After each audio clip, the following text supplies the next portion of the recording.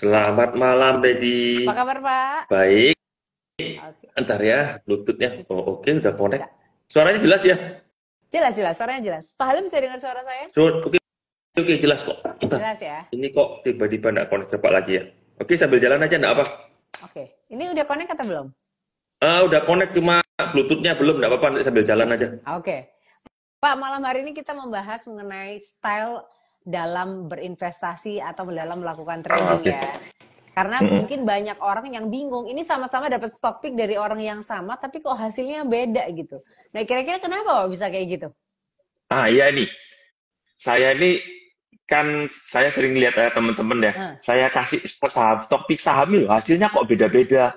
Sahamnya sama, chartnya sama, angka-angka fundamentalnya sama, kok hasilnya kok bisa beda-beda gitu loh. nah, Kenapa? Karena orang bingung. Nah, ya ini saya lihat, oh ya ternyata emang sifatnya orang itu menentukan hasilnya. Ada hmm, yang sabar, ada yang mau long term gini. Kadang-kadang saya kasih gini, ini saham akan naik dulu ke berapa kira-kira. Harus itu pullback, habis itu pullback terus naik lagi. Nah, ada orang yang tidak sabaran, kira-kira ketika saya angka yang sebutkan ketika pullback dia dijual dulu. hmm, Ternyata hmm. pullbacknya nggak jadi, terus lagi gitu. Nah, caranya gimana? Untuk hasil maksimal gimana? Semua cara betul. Ada yang dijual dulu betul, ada yang di wholesale dulu tuh nggak ada yang salah. Yang harus diperhatikan tuh kita menyesuaikannya gimana dengan style kita. Oke. Iya, yang cocok buat kita tuh style yang gimana gitu loh. Jadi walaupun stok pick-nya sama, sahamnya sama, makanya hasilnya bisa beda-beda ya gitu. Orangnya beda-beda, eksekutornya beda-beda, Iya, tukang iya. tembaknya beda-beda Emang gitu. kalau tipe-tipe style orang itu karakter orang yang terkait dengan investasi dan juga trading itu ada style apa aja emang Pak? Ini yang paling sering, yang paling jarang itu saya temuin style orang yang tahan investasi. Maksudnya beli terus diem gitu sampai ada hasilnya baru dijual. Itu ada, saya pernah ketemu. Itu Oh, biasanya orangnya sabar-sabar, tenang-tenang gitu.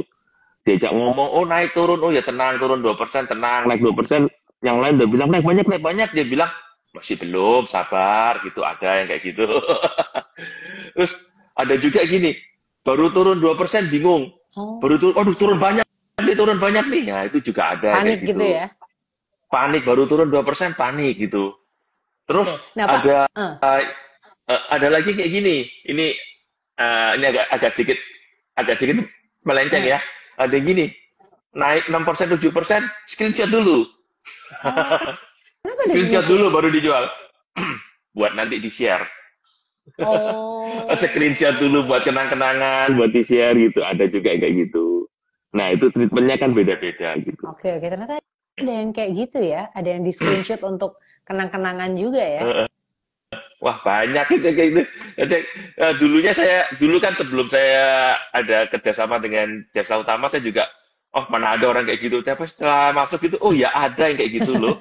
Ternyata ada ya? Ada manusia seperti itu ada gitu loh. Nggak jelek sih, cuma ya gitu aja lah.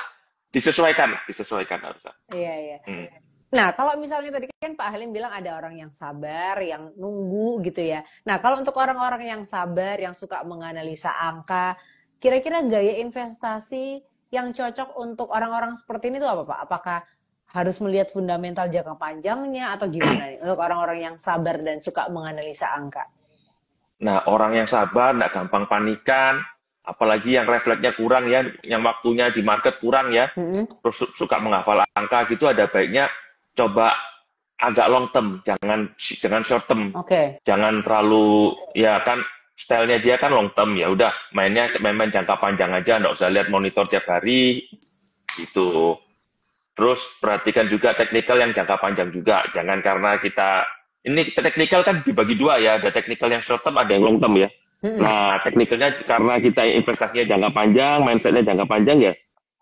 Teknikalnya yang dilihat yang long term itu. Nah, kalau yang cocok long term ini apakah lebih cocok, berarti lebih cocok investasi ya, Pak ya, dibanding trading Investasi ya? ya betul. Apalagi kalau nggak ada waktu ya, kalau siang-siang masih ada kerjaan lain gitu, ya lebih baik investasi aja jangka jangka panjang. Oke.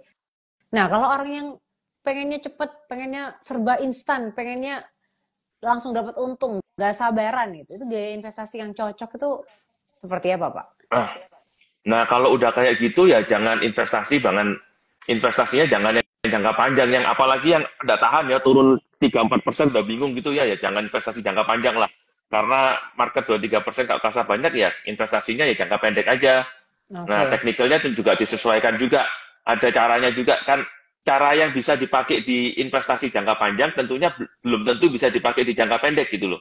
Teknikalnya memang sama, Oke. tapi ini ada yang bilang gini, kalau untuk jangka pendek fundamental itu pengaruhnya nggak terlalu gede gitu loh. Pergerakan harian itu nggak terlalu gede. Jadi jangan kita mau trading jangka pendek terus bilang earningnya bagus. Nah itu nggak match gitu loh. Ya, ada ini perusahaan bagus, earningnya bagus, naik terus gitu. Saya mau beli hari ini, 2-3 hari saya jual. Ya jangan. Hmm. Kalau mau lihat fundamental, view-nya ya jangka panjang gitu. Oke. Oke.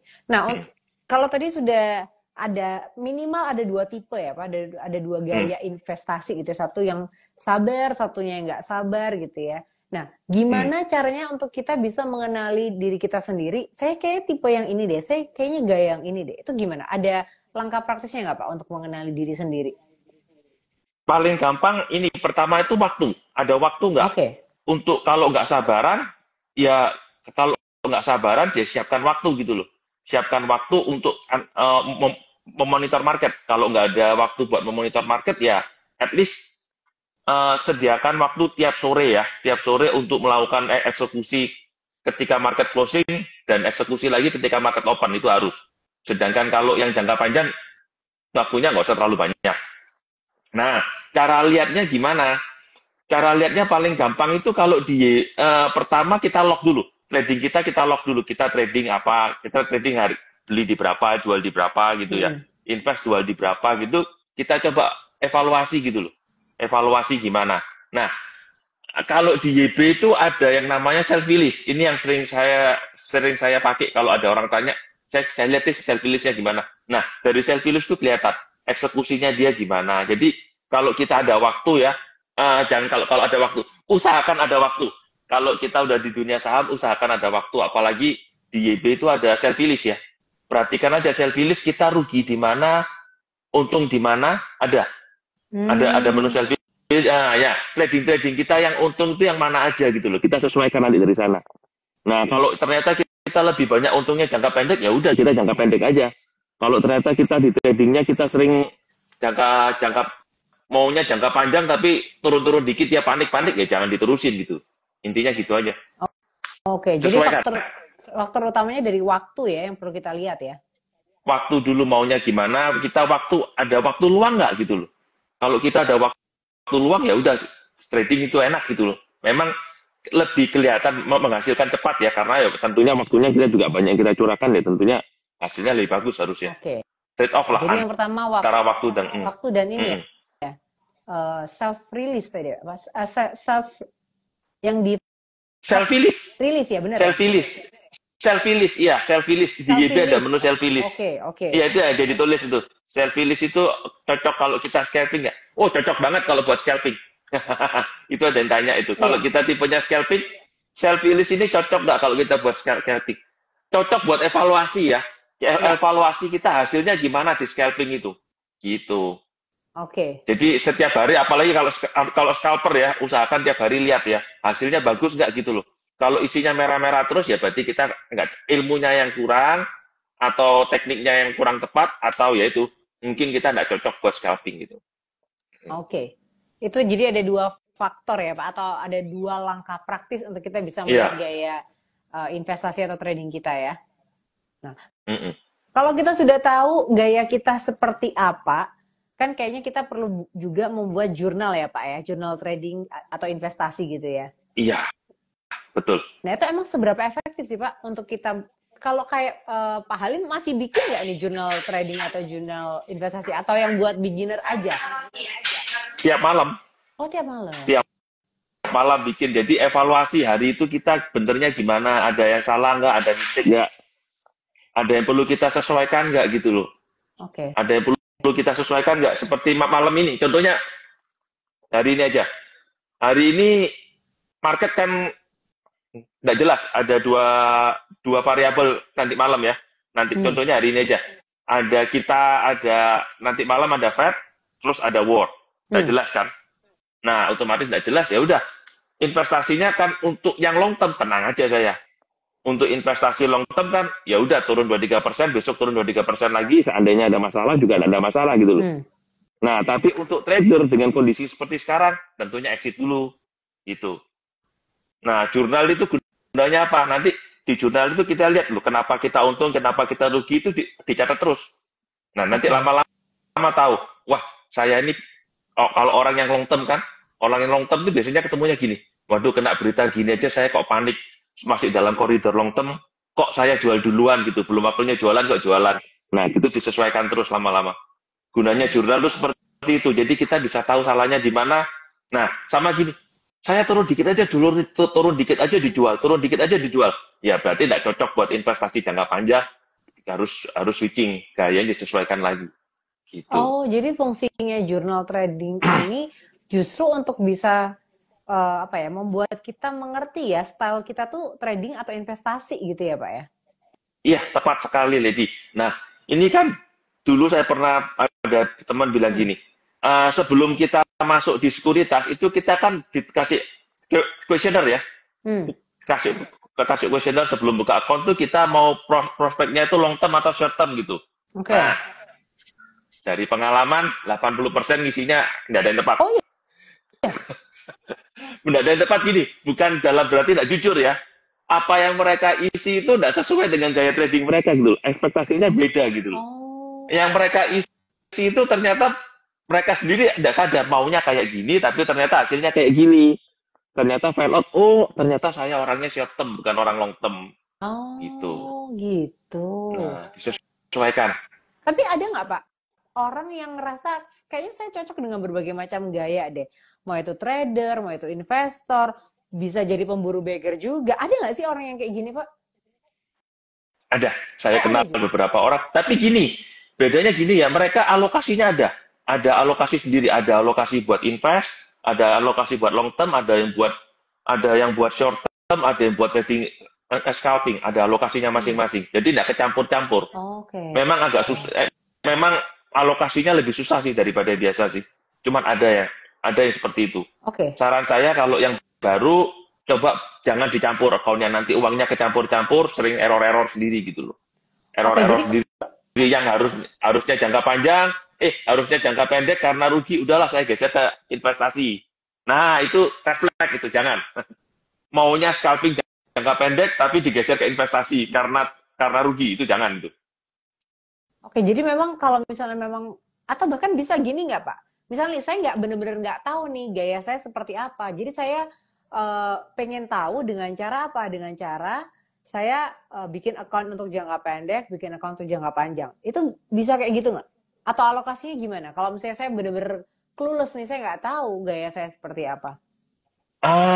Cara paling gampang, coba tanya coba trading dulu, hasil tradingnya kan ada note-nya kan, yang untung yang mana, coba di repeat yang untung aja caranya gimana. Kalau emang lebih banyak untung yang buat invest ya go for invest gitu loh. Kalau emang banyak scalpingnya ya scalping dulu.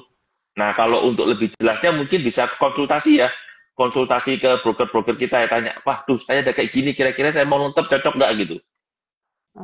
Oke. Nah, broker-broker biasanya tahu gitu. Mereka kan bisa lihat datanya gimana, bisa konsultasi dari pengalaman mereka dengan orang-orang sebelumnya gimana. Nah, kalau kayak gini berarti pertanyaan selanjutnya adalah kapan waktu yang tepat untuk kita mencari mentor dalam perjalanan investasi kita, Pak? Atau dari awal atau kita coba dulu atau gimana nih? Kalau bisa dari awal. Ya? Kalau bisa, kalau saya dulu dari awal juga dikasih tahu, diajar-ajarin gitu dari awal ya. Ada salah mistik, tapi dalam perjalanan waktu mungkin kita ketemu orang, bisa diajak konsultasi baru. Tapi kalau bisa dari awal ada dulu. Tapi mentor tuh selalu ada sih, biasanya on the way kita selalu ada yang ngajarin.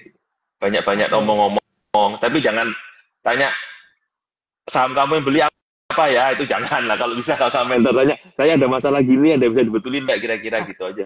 Oke, jadi mentornya tuh lebih bukan untuk cuman cari rekomendasi stock pick, tapi justru belajar dari proses yang ada gitu ya. Iya, karena kalau kita cuma copy paste mentor kita ya endingnya itu balik ke tempatnya semula lagi. Stock pick-nya sama, anunya sama, hasilnya beda banget nanti. Iya. Nah, tapi kalau misalnya nih Pak sudah punya mentor dan akhirnya menemukan nih, kayaknya saya sukanya tuh gayanya tuh trading atau investing gitu ya, sudah ketahuan gitu gayanya seperti apa. Nah, tapi kadang-kadang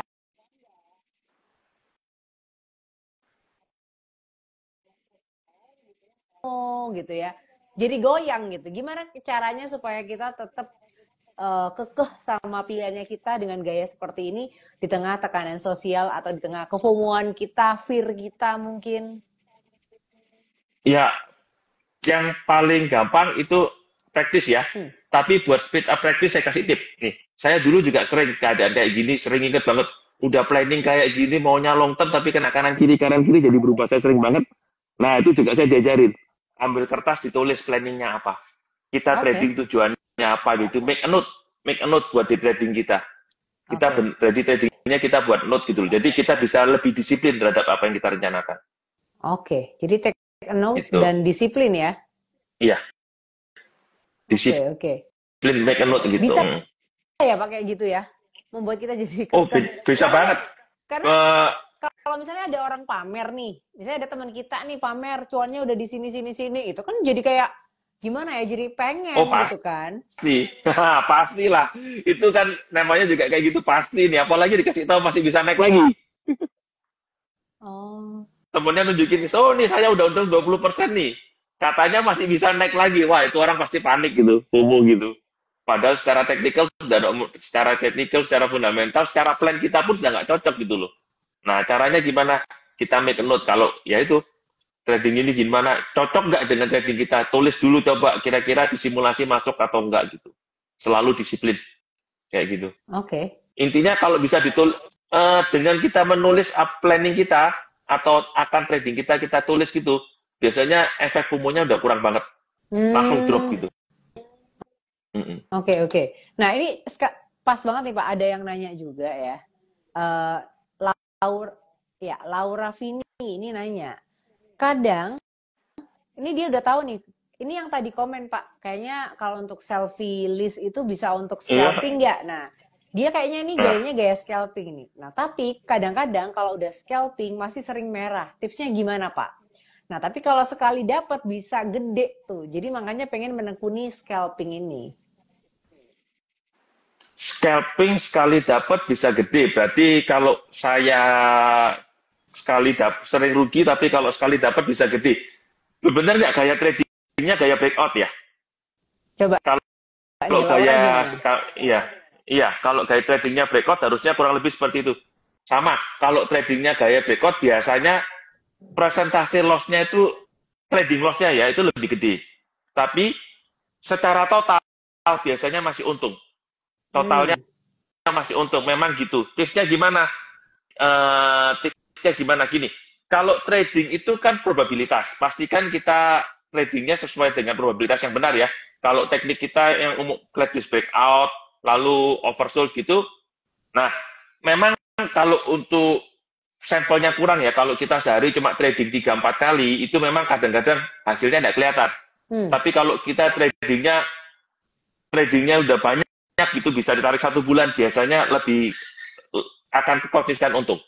Nah, ya itu kan betul kan, flat Iya base benar. breakout kan. Flat base breakout emang seperti itu, selama di total masih untung, ya udah terusin aja, memang sudah betul.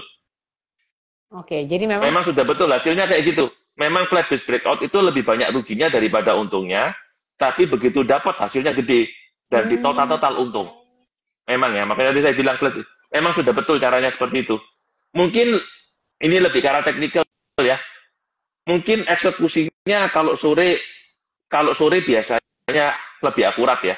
Saya sendiri kalau flat base breakout, kalau sore saya dari statistik harian saya itu kalau sore itu lebih akurat. Jadi kalau sore size-nya saya gedein, agak saya gedein. Itu oke, oke. aja karena probabilitasnya lebih tinggi. Gitu. Hmm. Nah, kalau gitu saya mau nanya nih Pak, terkait dengan ini ya. Mungkin ada sedikit kaitannya juga sama scalping, tapi ini juga bisa diimplementasikan dengan gaya yang lain juga. Gimana caranya kita menyelaraskan gitu ya antara ekspektasi return, misalnya mau untung berapa dalam berapa lama dengan gaya investasi supaya kita nggak kecewa. Nah, kadang-kadang misalnya kayak ini, kayak scalping gini kayaknya pengennya untung gitu, tapi kok seringnya merah ya. Tapi sekali dapat bisa gede nih. Nah, itu gimana cara mengatur antara ekspektasi return-nya berapa lama kita nyimpennya dan dengan diselaraskan dengan gaya investasinya kita supaya kita sendiri nggak kecewa gitu loh. Yang penting target tuh realistis, jangan target yang terlalu muluk-muluk ya. Ya. Target tuh realistis. Nah, kayak tadi itu contohnya tadi Klaurani ya. Ya, Laura. Klaurani tadi kan bilang kok banyak ruginya. Nah, karena memang flat ya, ekspektasinya kan tidak sesuai kan. Padahal kenyataannya sudah benar, tapi ekspektasinya terlalu tinggi, jadi tidak pas gitu loh. Ya disesuaikan. Ya, Jadi ya. kalau memang gayanya seperti ini, bisa apalagi sekarang ada ChatGPT ya. ChatGPT ada AI gini, tinggal tanya aja probability-nya berapa gitu. Chance berhasilnya berapa, ekspektasi returnnya dapat semua kok sekarang kok, enak kok. Iya. Jadi dengan teknik seperti ini, kira-kira kalau dijalankan dengan benar, kemungkinan returnnya berapa ya, kurang lebih kita ikut gitu aja. Oke, jadi target di awal ya, jadi supaya ekspektasi kita nggak terlalu tinggi gitu loh. Jadi kan ada bilang, nah kadang dia bilang, investasi aja, beger-beger gampang. Nah, kita cek dulu kebenar nggak di ChatGPT kayak gitu, historinya betul atau nggak, disesuaikan aja. Soalnya pengalaman juga efek ya. Orang yang semakin pengalaman tentunya returnnya juga semakin bagus gitu. Oke, jadi yang pertama adalah targetnya harus realistis, yang kedua jam terbang ya. Jam terbang iya, terus realistis dengan keadaan yang ada lah. Cari informasi yang benar dulu. Oke, informasi yang benar ya, yang bukan hoax ya Pak ya. Iya, bukan ya pom-pom hati-hati lah. Tapi Pak, ini seberapa besar sih pengaruh antara toleransi resiko dan waktu dalam menentukan keberhasilan sebuah investasi itu gimana nih? Toleransi, nah kalau orang long term kan ya resiko. Gini, kalau orang long term kan biasanya mereka kan harus expect ya, drawdown itu maksudnya portofolionya bisa turun agak lebar dibanding yang trading ya. Drawdown-nya maksudnya dari kita beli sampai turun mungkin bisa 20-30% kalau investasi jangka panjang ya. Nah, tapi kalau kita sanggup gitu ya oke lah, kita masuk long term, tapi kalau nggak sanggup ya jangan. Nah, untuk yang short term mungkin ya itu ekspektasinya ya gear-nya jangan minta bigger. Kalau bigger ya harus agak sedikit long term gitu. Oke, itu untuk pengaruh toleransi resiko dan waktu ya. Oke, nah ini untuk teman-teman YB semuanya yang mungkin mau nanya, mungkin ngerasa masih bingung dengan style atau gaya investasi dan juga tradingnya, boleh kira-kira seperti apa nih pengalamannya. Kalau mau nanya ke Pak Halim, boleh langsung aja tulis pertanyaannya di kolom pertanyaan atau di kolom komentar. Tadi ada yang nanya juga nih Pak, dari Gani nanya, mentornya Pak Halim siapa gitu. Iya tadi itu saya juga mau jawab nih, saya mau cerita nih. Saya dulu ini mentornya ada temannya orang tua saya. Pertama kali saya diajarin kenalin saham sama dia itu juga pertama kali itu mentor saya itu kenalin gitu. Oh ini fundamentalnya gimana? Mungkin yang orang Surabaya kenal sih, namanya Pak Basuki, itu masih ingat tuh. Oh bukan Pak Basuki Lalu Cahaya Purnama bukan ya Pak ya? Oh bukan. Itu Pak Ahmad ya. Iya itu terus agak sedikit trading ya itu. Kalau saya teman-teman saya setelah saya rugi itu ada juga teman-teman yang kenalin tuh technical ya, itu juga ada mentor saya. Jadi tidak cuma satu ya dalam perjalanan ya, mungkin saya beruntung ya ketemu orang-orang yang tepat ya. Orang yang kenalin, oh ini kamu size-nya kurang besar, ada yang ngasih tahu kayak gitu. Jadi mentor tuh terus ya, ada teman gitu yang ngasih tahu ya mentornya. Saya bilang, saya kok stuck gitu. Saya pernah suatu ketika tahun 2008 saya stuck. Portofolio nggak kemana-mana, saya stuck sama teman. Dia juga bilang gini, kamu terlalu ketat, stop loss-nya terlalu ketat. Nggak cocok, gaya kamu itu gaya long term. Jadi suruh lebarin, stop loss-nya suruh lebarin. Saya coba jalan. Ternyata hasil, terus dia bilang lagi tahun 2012 tuh, dia bilang, size kamu kurang besar main tradingnya. Ya itu saya coba ya disesuaikan lagi gitu. Ya nanti. Ada berapa mentor Pak? Wah banyak ya dalam perjalanan ya, ada 3-4 ya, ada 4 yang ngajarin gitu. Sampai sekarang pun masih ada kok kadang-kadang teman yang buat diskusi. Tapi kalau selain mentor tadi kan Pak Halim bilang punya mentor 3-4 orang ya, dan mereka yang ngasih tahu size-nya kurang besar, stop loss-nya terlalu kenceng gitu. Dan sekarang ini kalau Pak Halim ngelihat, dulu awalnya pengen gaya apa, sekarang ternyata realitanya gayanya apa nih? Awal pertama kali join trading atau investasi juga, Pak Halim sendiri merasa gayanya tuh seperti apa? Mid term. Kalau dulu saya pertama itu long term banget. Oke. Long term banget, long term banget. Jadi bisa hold saham sampai 5-6 bulan, kadang maksimum 4 tahun pernah. Nah, terus kemudian berjalannya waktu, saya coba nih jangka pendek kok enak, saya coba jangka pendek, jadi short term banget itu yang ada momen di mana saya cut loss-nya terlalu cepat gitu loh. Nah, itu jadi saya short term banget. Nah, itu ada teman yang ngasih tahu, akhirnya dilebarin lagi, akhirnya saya ambil di tengah-tengah, mid-term dengan sesekali scalping gitu. Mid-term sesekali scalping sampai sekarang. Scalping. Jadi saya ada 2 rekening, satu buat mid-term, satunya buat scalping. Oke. Jadi gayanya sekarang sudah ketemu ya Pak. Dan ini gaya mid-term scalping ini udah berjalan berapa lama Pak? Udah cukup lama ya, yang mid-term scalping ini udah jalan dari sejak COVID tuh ya, udah mulai kayak gitu ya. Jadi sebelumnya long term. Ya udah kayak gitu. Sebelumnya itu sampai 2012 tuh long term, tapi nah terus antara 2012 sampai 2020 sampai 2020 itu udah mulai mid-term tapi uangnya kecampur-campur. Nggak fix gitu loh. Uangnya kecampur, kadang long term, kadang uang yang long term sama scalping itu kecampur. Jadi hasilnya kurang bagus. Ternyata saya salahnya di sini ya. Jadi tahu harus dipisah. Kalau nggak dipisah harus alokasinya disesuaikan. Oke. Jadi Pak Halim ini sudah berapa tahun bukan belajar ya, atau terjun di dunia trading investasi ini?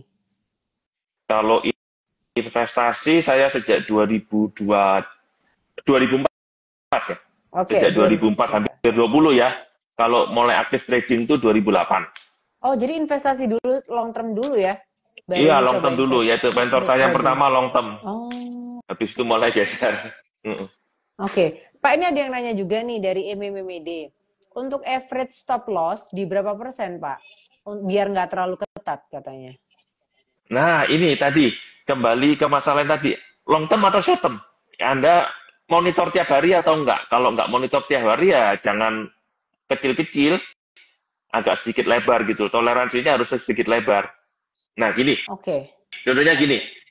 Kalau saya untuk saham yang untuk investasi jangka panjang ya, mungkin saya toleransinya mungkin selama dari, saya biasanya stop loss-nya itu di moving average ya. Nah, kalau stop loss saya udah di atas 10%, saya nggak mau. Jadi saya usahakan stop loss-nya maksimum 10% untuk long term. Untuk medium term. Nah, tapi kalau untuk short term, saya cari support-nya itu kira-kira 3-4% lah. 3-4% dari support, di mana saya harus cut loss, baru saya consider masuk. Ini. Untuk monitor tiap hari ya itulah 3-4%. Ambil posisi kalau bisa ya 3-4% dari ke support ya. Di mana titik cut loss-nya kalau udah lewat dari 3-4% ya jangan gitu loh. Kenapa saya bilang 3-4%? 1-2% itu terlalu deket banget. Untuk saham di Indonesia itu satu tick aja udah 1%. Kalau kita stop loss-nya di bawah 3%, itu sebentar aja pasti kena gitu loh. Nah, usahakan ya 3-4% lah, itu paling enak gitu loh. Jadi untuk average stop loss itu, kalau untuk medium term sampai long term, itu stop loss-nya maksimal 10% atau di bawah 10%? Untuk saya, itu udah fix untuk tiap orang ya. Untuk saya 10% itu udah cukup gitu loh.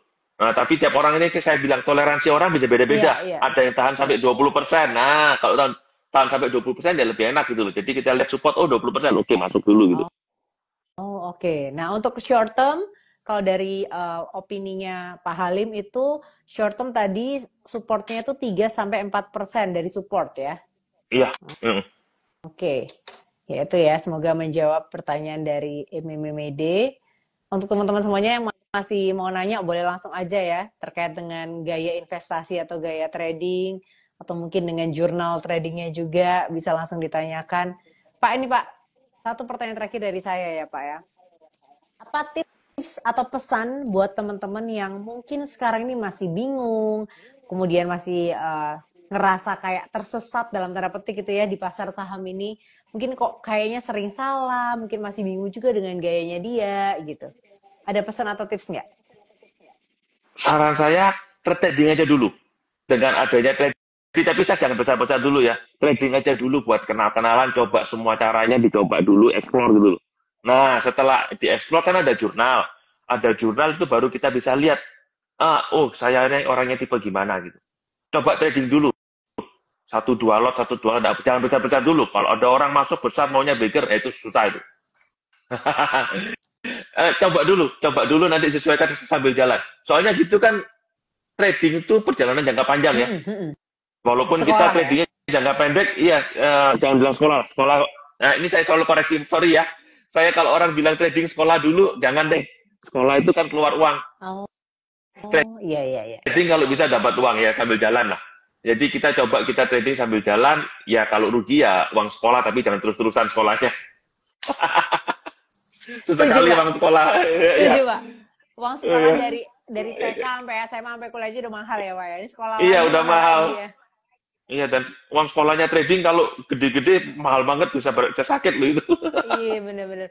Sakitnya bukan cuma di kantong, tapi juga sakit ini ya, sakit hati ya. Iya, belum lagi kalau berantem yang udah punya suami istri itu. Bener. Berantem sama istri bisa nanti. Malah disalahin ya ntar ya. Iya. Kayak ya jangan banyak-banyak, itunya santai aja. Mulai dulu, trading aja mulai dulu dikit-dikit, coba dilihat cocoknya gimana gitu. Aha. Nah, yang jelas uang di pasar modal itu banyak banget. Setiap style ada areanya masing-masing. Ada area yang buat jangka pendek, ada sahamnya, ada tekniknya. Area yang jangka pendek juga ada, jangka panjang juga ada. Uangnya banyak banget. Asal kita mau tekun, kita sesuaikan style kita, pasti dapat kok. Nggak Oke. susah. Oke. Mm-mm. Ini Tapi coba dulu, semakin banyak sampel, semakin banyak sampelnya kita semakin tahu gitu loh. Semakin kita tipenya gimana gitu kan. Bahan buat evaluasi kan ya. ada. Gitu. Oke, jadi explore aja trading sedikit-sedikit 1 sampai 2 lot, kemudian dievaluasi dari jurnal yang ada ya. Oke, Pak, ini ada yang nanya nih dari Rio Vanda Anggara. Kalau trading short term, HK atau ngantri dulu Pak kalau sekarang? HK atau ngantri dulu. Selama bisa antri, saya antri. Kenapa? Kalau selama saya tidak terpaksa, tidak harus HK, saya bisa kalau bisa antri. Kenapa antri? Karena di Indonesia satu tik itu boleh dibilang hampir 1% ya. Paling kecil 0,5%. Kecuali saham-saham yang di atas 20.000 itu saya baru mungkin HK. Tapi kalau di bawah 2.000 saya usahakan jangan sampai HK. Kenapa? Satu tiknya mahal. Jadi kalau bisa antri aja. Untuk walaupun short term ya, kecuali kita mau, ini saham-saham kayak yang di atas 20.000 kayak UNTR gitu, UNTR, ITMG itu saya baru akan, nggak apa-apa. Tapi kalau selama masih bisa bid, saya bid. Oke. Jadi ngantri dulu ya. Oke, kemudian pertanyaan selanjutnya nih dari Kokolato, nanyain indikator favorit untuk tracing dan mid-term. Apa nih Pak indikatornya? Untuk tracing, nah ini Kokolato ini juga kalau nggak salah pemainnya agak long term ini. Salah satu nasabah juga. Oh, oke. Iya. Kalau untuk long term, pertama fundamental ya, penting ya. Fundamental itu penting banget. Apakah saham ini layak untuk di long term atau enggak? Lalu biasanya saya pakai MA. Ada 4 MA, MA 5, 20, 50, dan 200 tambah MACD. Itu aja. Kalau long term kita harus pakai swing kan, ya udah gitu. Oke.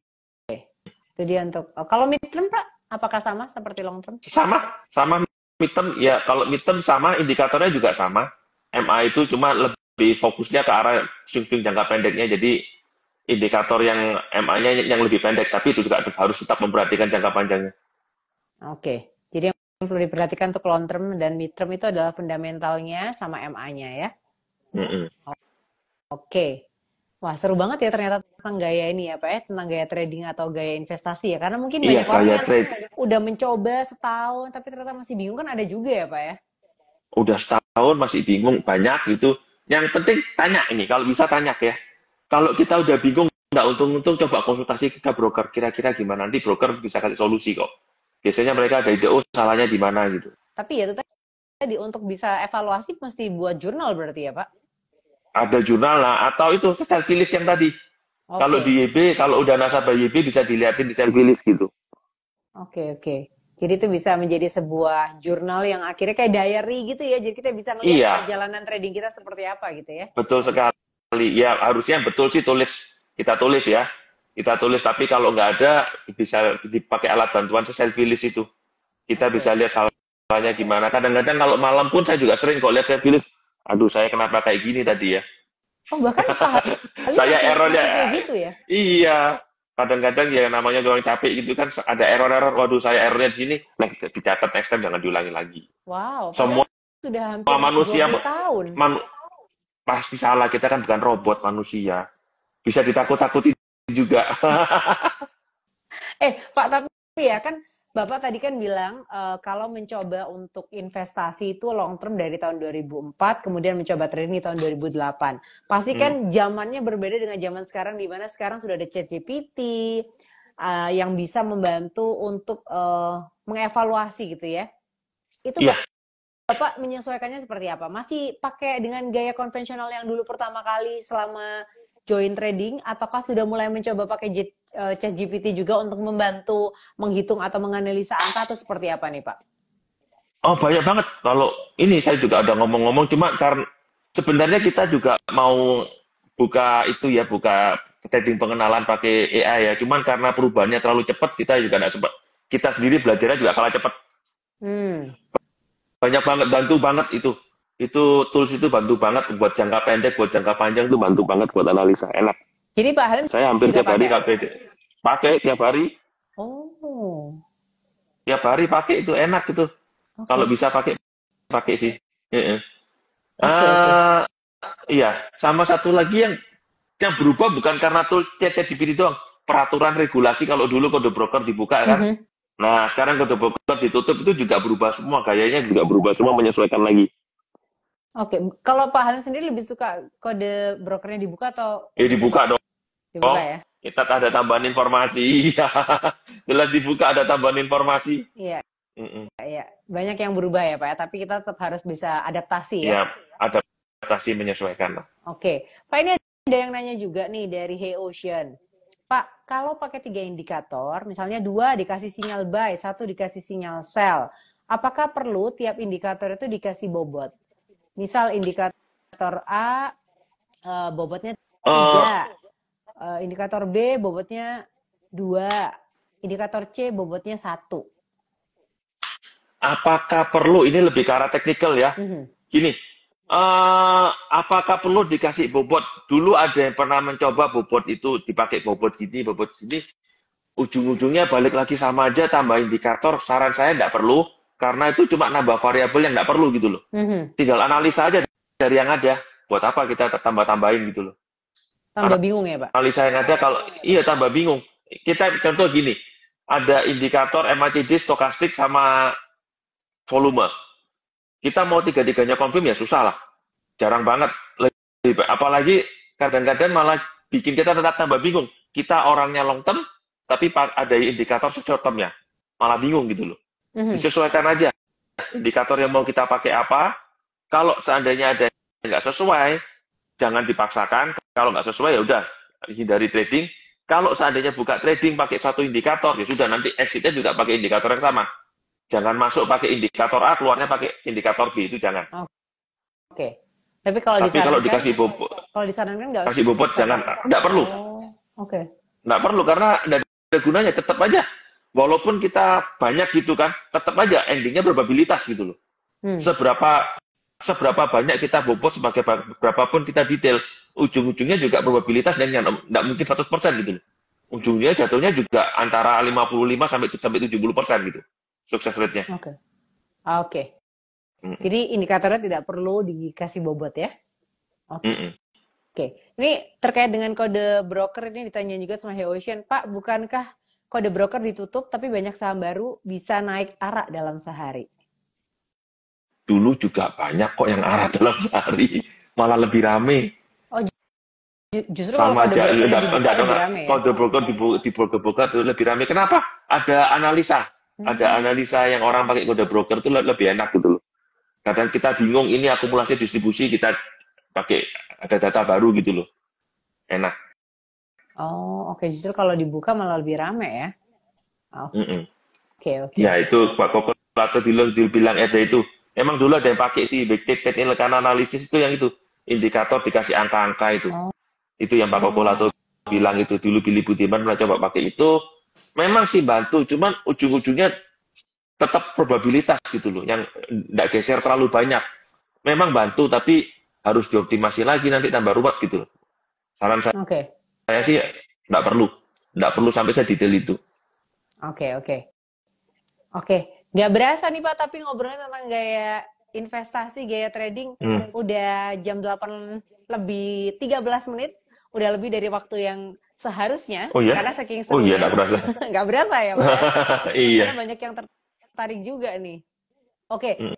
Pak, sorry, satu pertanyaan terakhir boleh ya Pak ya? Ini ada Ya. pertanyaan yang baru saya baca, ini dari Adrian Lay.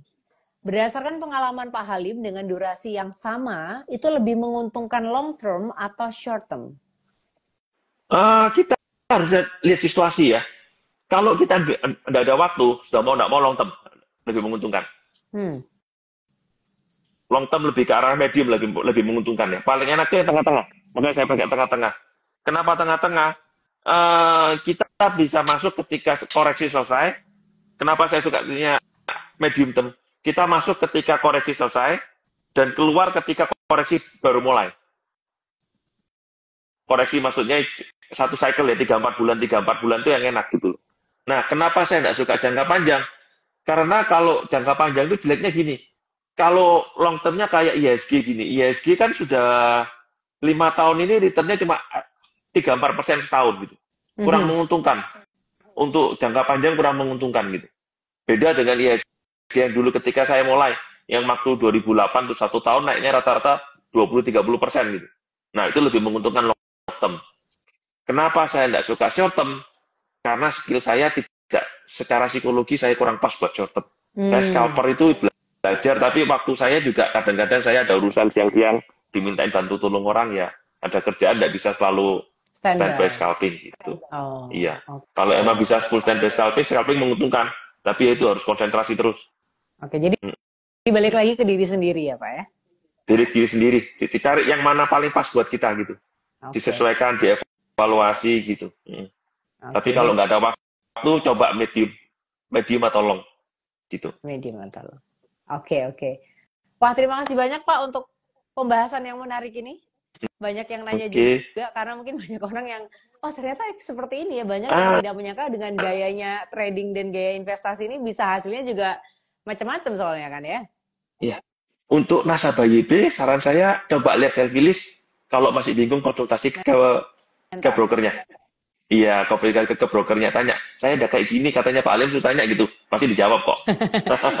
jadi pakai kuncinya adalah kata Pak Halim saya harus tanya gitu ya. Jadi langsung dijawab. Iya, tanya. Jangan malu tanya. Kuncinya di saham ini kalau kita masih baru, jangan malu tanya. Gitu aja. Saya dulu, iya, itu ada yang tanya. Kalau long term pakai MA berapa ya tadi itu?